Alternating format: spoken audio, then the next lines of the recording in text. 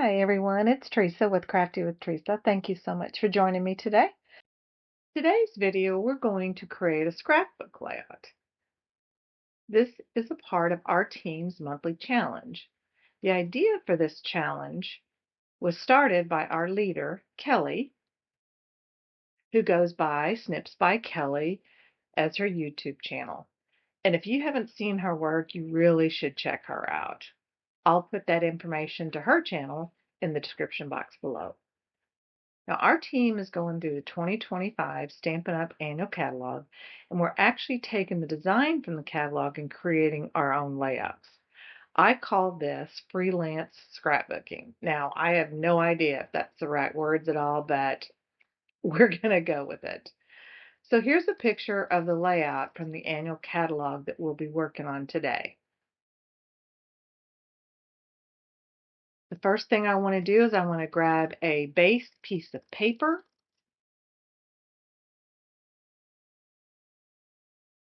This particular page is actually from Nest of Winter. I believe it's in the 2025 catalog as an option. I'll check on that. And again, it'll be in the description box. One way or the other, if it's available or not, I'll let you know that as well.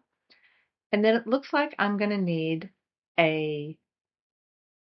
looks like a 4x6.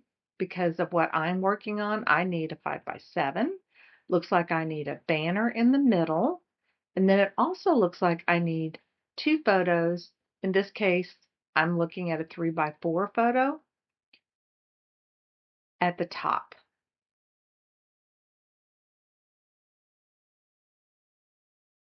Thinking through this, I think those photos go underneath that banner, but we'll see as we work through this design. Some of the other things we'll need for this layout, according to the design, is we'll need a title. And in this case, it looks like 2 lines, and then we'll need some journaling. Not sure if that's where I'll place it, but that's what the design's looking like here. Now, I know that I'm going to be using this design to create a birthday boy scrapbook layout. So I know that I'm going to be making some changes, and we'll walk through those as we go. But I wanted to share that my goal has changed a little bit for my scrapbook albums. I have 8, so I'm quite busy trying to get through these albums, but I've changed a little bit of how I'm doing it. If it's a large event like for birthdays, I'm using at least 2 pages, but in general, I'm trying to stick closer to 1 page so that I can get more into one album. One of my goals for the rest of this year will be to create birthday layouts and get all of my birthday layouts done for my grandkids and my children. By doing that, I at least get one event created. Doesn't matter what year I'm getting it done. It kind of seems crazy, I know, to think of doing it out of sequence, but sometimes for me, just having one album completed for all the years of their birthday feels like an accomplishment for me. I'm just trying to section it off a little bit because it seems overwhelming at times. But that's me. I'm a way overthinker. Now I grabbed a piece of cardstock. I basically just took an 8.5 by 11 piece of cardstock and I cut it to 8 by 11.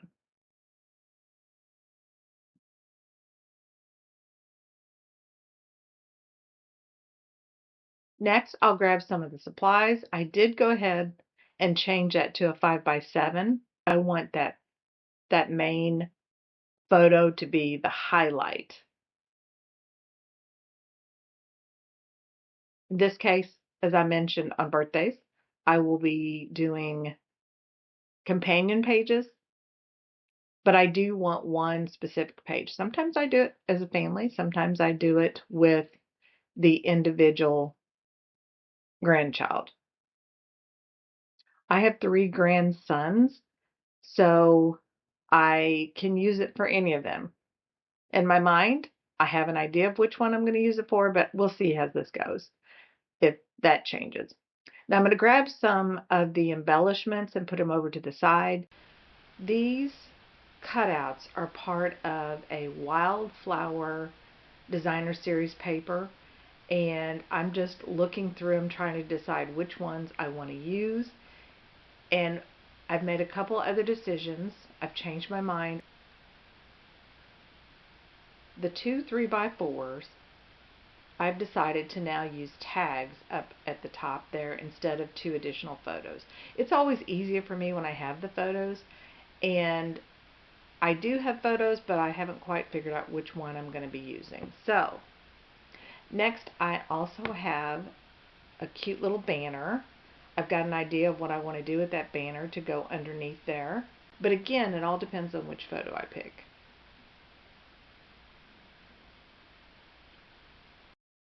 Now I went ahead and I already have pre-cut a lot of just cute little strips to be used for the journaling, but I don't always use them because sometimes 4 strips just isn't enough.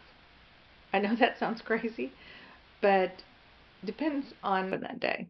So a lot of times, just so you know, I will replace that with a typed journaling piece, and that'll just be something that's on a Word, from a Word document. Now, I'm not sure if I mentioned earlier, but we will be showing some techniques in this layout, so stick with me until the end because there are quite a few in here to share. So let's go ahead and start assembling and cutting out some of these pieces as they need to be. Let's take a look. So the black strip that you see me cutting here is actually that banner. The tip I want to share with you, an easy way to make your own banners is to snip it just a little bit in the middle, and I mean it is like very little in the middle, and then from the side take your sharp scissors and cut them at an angle to meet that cut in the middle. Sometimes I struggle with that, but I do like making my own banners. Next, I'm going to grab the title. This is a Cricut title that I grabbed from Design Space, and I wanted to show you this trick. If you've never done this before, take your negative piece and put the letters back into the negative piece to help you line that back up, especially when you have a shadow piece or an outside border piece. Next, what I'll do is I will go ahead and start laying down the letters. The boy is in a darker blue, and you'll see here in just a minute that I had to do a redo, but we'll talk about that in a minute.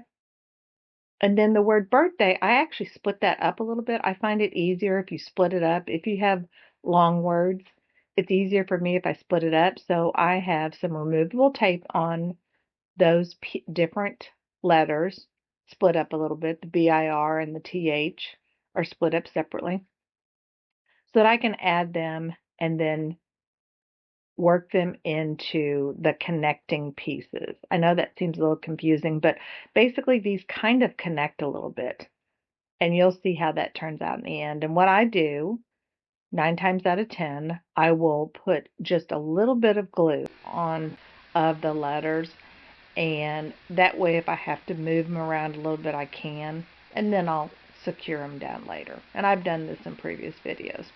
Now here we go. We're getting really close to getting this put together.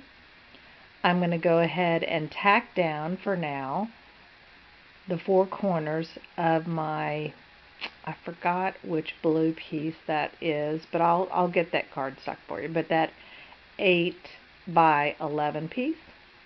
Then I'll grab my photo mat and my tag, and I'll start laying that out. Then I actually did not want that arrow, so I cut that out of the design going near the birthday boy.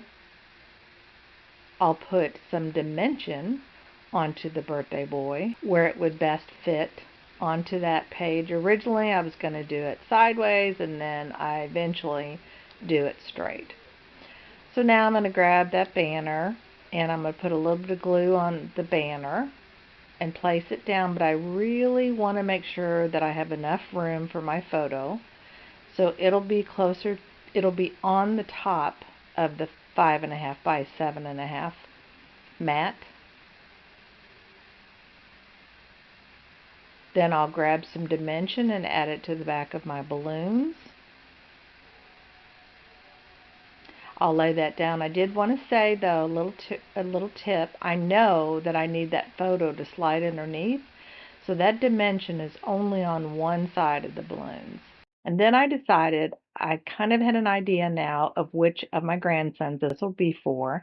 So I decided to use the banner and put the word one on the inside of the banner.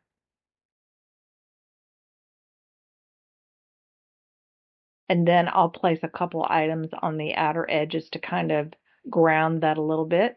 But right now I'm just going to tape it down with that removable tape. I grabbed a few cupcakes and now I'm just about finished. Now, I did want to show you that I did make a change along the way.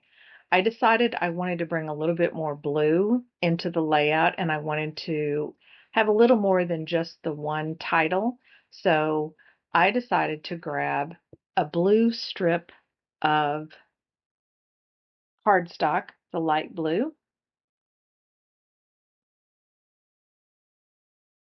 and I'm going to go ahead and put the banner edges together with that, and I'm going to lay that on the top of that black strip.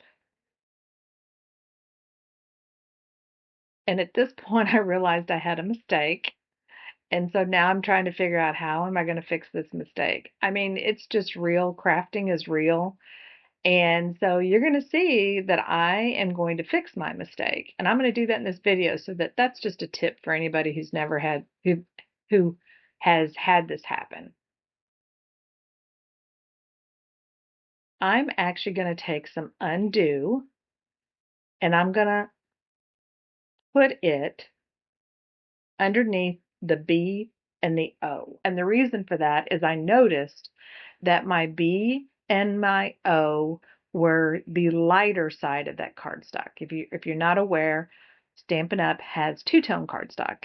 And I didn't realize it till it was too late that I did not have the correct sides facing each other.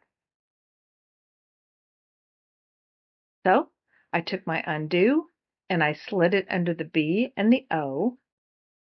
Once I slide it under whatever letter it is that I'm trying to take off, you put some light pressure onto it and it will loosen up that letter, and then I just grab my tweezers and lift it right up. It just basically removes that glue so you can pick it up. However, the glue's still on it. So another tip where I actually take the B and the O and I use it's a gummy eraser. I'll look that up because I have had this forever.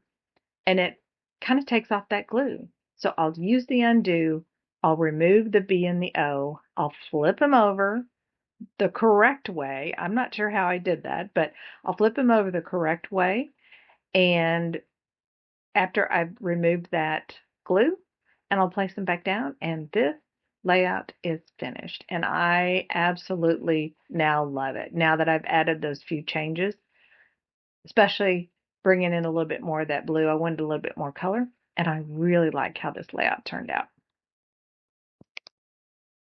Ooh, I know that was a lot. There was a lot to cover here today, and there was, I think, some good tips for you. I did want to say that I did make a few changes to this layout, but I do plan on using this layout for another one of my birthday boy celebrations. I have one that just turned one about 9 months ago, and then I still haven't scrapbooked the other grandson who turned it quite some time ago. We won't go into how long it's taken me to do it. So, but I do like this layout enough that I'm actually going to duplicate it and use it for both of my grandsons. And so I'll have those two birthday boy layouts done, and I only have one more who hasn't turned one yet. So I want to thank you so much for joining me today. I know this was long, but I appreciate it so, so much if you stayed with me through the end here. If you did and you like these videos, if you could hit that subscribe button and the notification button so you can see the new videos as they come in. And if you hit like and comment, I would really appreciate it.